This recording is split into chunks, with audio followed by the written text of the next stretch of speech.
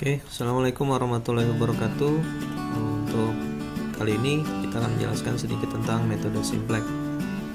Nah, untuk metode simplex itu, itu sendiri biasanya untuk menghitung nilai maksimum dari suatu fungsi tujuan, ya. Karena tidak semua program linear untuk memaksimumkan atau minimumkan itu bisa dicari dengan menggunakan metode grafik. Jadi salah satunya kita menggunakan metode simplex. Apa yang dimaksud dengan metode simplex? Metode simplex itu biasanya dengan menambahkan slack ya, dengan menambahkan variabel slack, di mana variabel slack ini tidak mempengaruhi dari fungsi nilai dari fungsi tujuannya,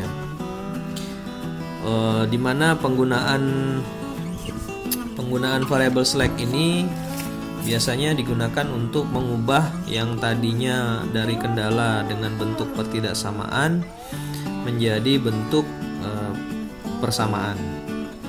Nah, sebagai contoh nih di sini ada 2x ditambah 2y kurang dari sama dengan 40 ditambahkan dengan variabel slack, di mana variabel ini, sebarang variabel ini mempunyai nilai yang nilainya itu bisa membuat nilai yang ada di sebelah kiri ini untuk pertidaksamaan itu sama dengan nilai yang ada di sebelah kanan, sehingga pertidaksamaan ini bisa berubah menjadi sama dengan x plus 2y plus s1 sama dengan 40, ya. Kemudian di sini 4x sama untuk, jadi di sini kita pakai permisalan aja untuk memaksimumkan z sama dengan 4x plus 5y, 4x plus 3y kurang dari sama dengan 120. Nah, ini kita rubah dengan menambahkan variabel slack.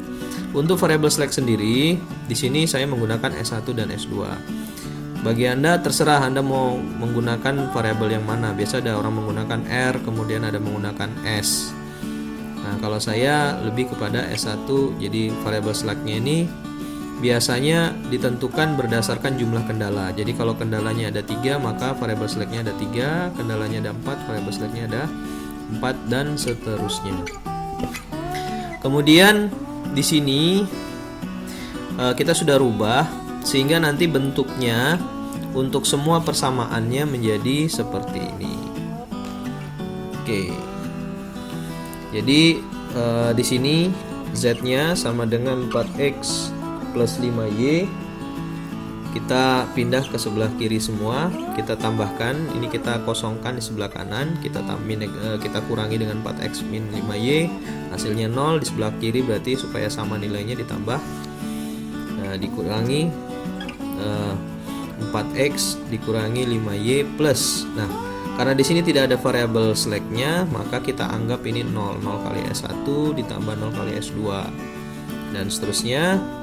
Sama dengan fungsi kendala yang sudah kita tambahkan variabel slack tadi, kita anggap di sini karena z-nya tidak ada, maka di sini z-nya dinolkan. Berarti 0 kali z plus x plus 2y plus S1 plus 0 kali S2. S1 tadi nilainya di sini. Kemudian di sini 0 kali z plus 4x plus 3y plus 0 kali S1 plus S2 sama dengan 120.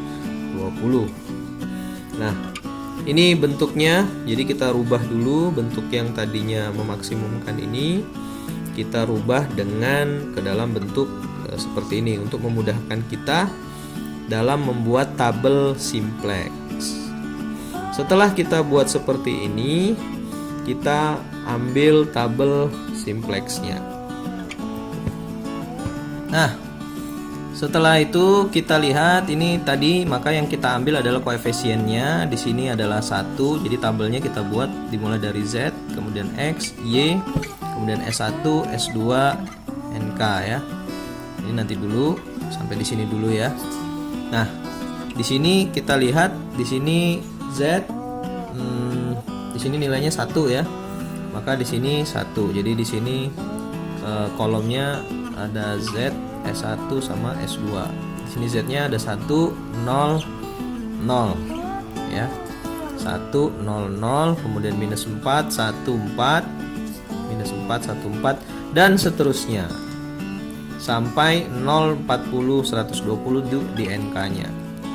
Oke, setelah itu kita cari kolom kunci dulu. Kolomnya yaitu kolom dengan nilai negatif terbesar. Karena di sini ada minus 5, maka kita menggunakan ini sebagai kolom kunci untuk negatif terbesar. Setelah itu, setelah kita ambil ini sebagai nilai negatif terbesar, maka kita buat kolom baru yaitu NK per Y. Karena di sini kolomnya adalah kolom Y. Jadi di sini berarti 0 dibagi minus 5 hasilnya 0. Di sini 20. Di sini 20 diperoleh dari 40 dibagi 2. Di sini 120 bagi 3 40. Nah, setelah kita memperoleh nilai ini, maka kita cari sekarang baris kuncinya. Kenapa saya pilih baris kunci yang ini? Yang dicari dari NK per Y-nya tadi, yaitu bilangan positif terkecil kecuali 0 ya. Di sini 0-nya tidak masuk, maka dan diantara kedua ini yang diambil adalah 20 karena 20 merupakan bilangan positif terkecil. Setelah itu kita buat baris kunci. Nah, perpaduan antara kolom kunci dan baris kunci, di tengahnya ditemukanlah angka kunci. Nah, setelah ditemukan angka kunci, kita masuk ke tahapan berikutnya. Ya, tahapan berikutnya adalah kita rubah yang baris kedua ini, seluruhnya baris kedua kita bagi dengan angka kunci. Jadi baris kedua ini kita bagi dengan angka kunci, yaitu 1 dibagi 2, 1/2. Kemudian, jadi karena ini kolom Y, maka yang di sini tadi kita ganti menjadi Y ya. Kemudian di sini 2 bagi 2 1, 1 bagi 2 1/2, 0 bagi 2 0, 40 bagi 2 20. Nah, bagaimana mendapatkan angka-angka yang ada pada baris pertama dan baris kedua ini? Caranya ada di sini.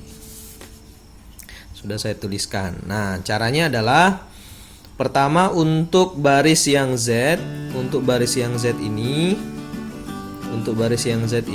kenapa dapat minus 1/3 dan seterusnya ini?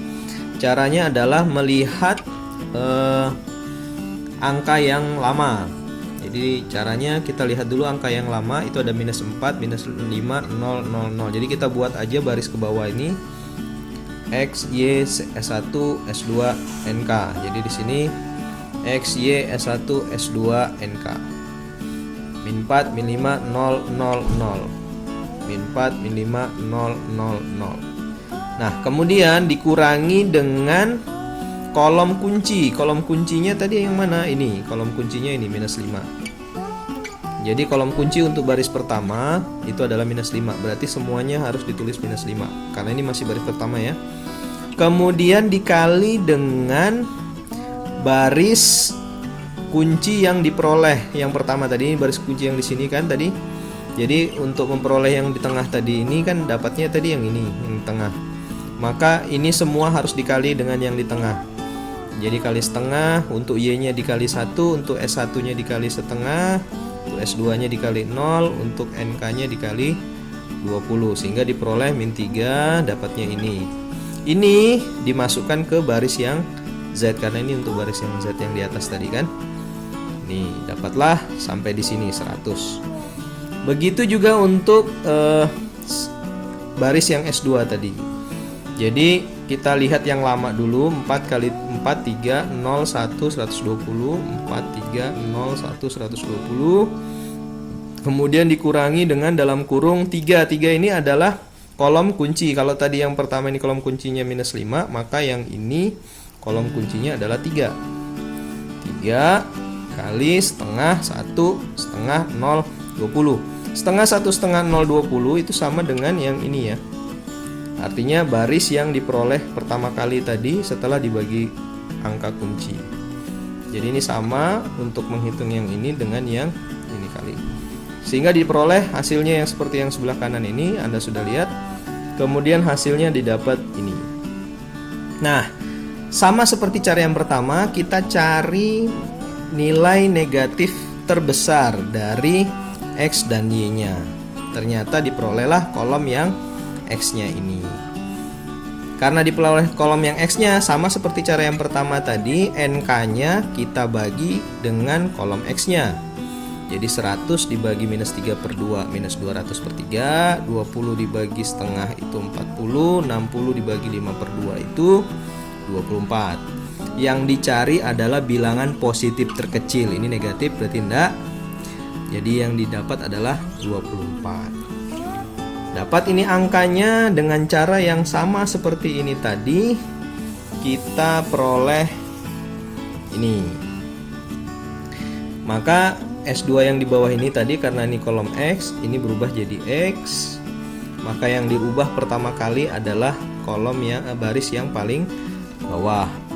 Semua baris yang paling bawah itu dibagi, ini enggak ya, ini untuk menentukan baris kuncinya saja, sampai di sini saja dihitungnya 5 per 2. Jadi 0 dibagi 5 per 2, 0. 5 per 2 bagi 5 per 2, 1. 0 bagi 0, 0. Ya. Tak tentu ya, 0 bagi 0. Nah, di sini 0. Kemudian di sini min 3 per 2 bagi 5 per 2, ini min 3 per 5. Kemudian min 2 bagi 5 per 2, ini min 4 per 5, dan seterusnya. Sehingga di sini dapat 24. Nah, untuk mencari baris pertama dan baris keduanya, caranya sama seperti kita mencari baris pertama dan ketiga yang ini tadi, yaitu dengan menuliskan terlebih dahulu baris yang sebelumnya. Untuk Y-nya baris sebelumnya adalah 0, setengah, 1, setengah, 0, 20 seperti ini. Kemudian dikurangi dengan ini kolom kuncinya. Kolom kuncinya kan setengah ya, setengah. Kemudian dikali dengan baris yang ditemukan tadi, yang dibagi dengan 5 per 2 tadi. 1, 0, minus 3 per 5, 4 per 5, 24. Dapat ini. Begitu juga dengan ini, dengan cara yang sama, sehingga diperolehlah seperti yang ada di dalam kotak ini. Karena dari nilai X dan Y-nya sudah tidak ada negatif, maka kita anggap inilah hasilnya, sehingga diperoleh nilai X itu adalah 24, Y-nya itu adalah 8, dan nilai maksimumnya dari fungsi tujuannya adalah 130. Demikian untuk metode simplex pada kali ini. Mudah-mudahan bisa bermanfaat. Sampai ketemu lagi.